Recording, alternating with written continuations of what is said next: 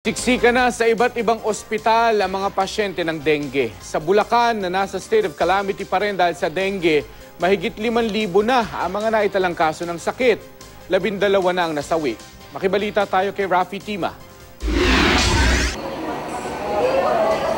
Higit pa sa 2 o 3 pasyente ang naghahati-hati sa mga kamang para sa dengue patients sa Quirino Memorial Medical Center. Sa kanila, mga 4-5 in a bed tayo ngayon. So, nagsishare sila talaga.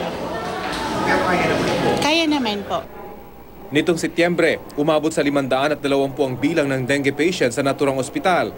Mahigit 300% itong mas mataas kumpara sa mga naitala noong nakarang taon na wala pang 100. Kadalasan mga edad 5 taon pababa raw ang dengue patients na isinusugod doon.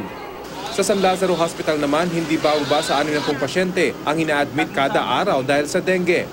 Noong isang linggo lang, ilang pasyente ang nasa folding bed na lang. Mahigit doble ang itinaas ng dengue patients sa ospital noong Setyembre.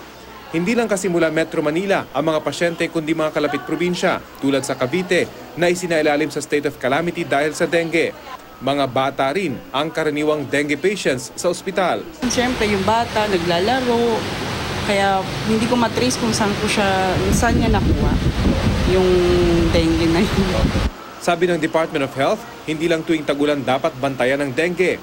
Baka nga raw mas madagdagan pa ang kaso nito dahil sa El Nino. Dahil nga sa kakulangan ng tubig, ang magiging course of action man ng tao is what? Mag-iimbak naman ng tubig. Sarap pong mabuti yon dahil nagiging pagkakataon siya o lugar na pwedeng pangiklugan ng mga lamok.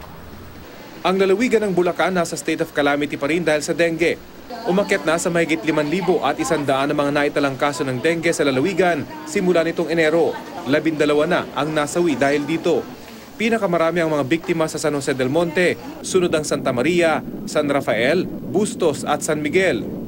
Dahil sa lumulubong bilang ng mga nadedengue, nagsagawa ng blood donation ng Bulacan Provincial Health Office. Patuloy pa rin tayong tatanggap sa ating Bulacan Provincial Blood Center sa mga gustong mag-donate at magbigay ng kanilang dugo para sa ating mga kababayan, lalo tikit kung sila ay tinamaan ng sakit na dengue. Rafi Tima, GMA News.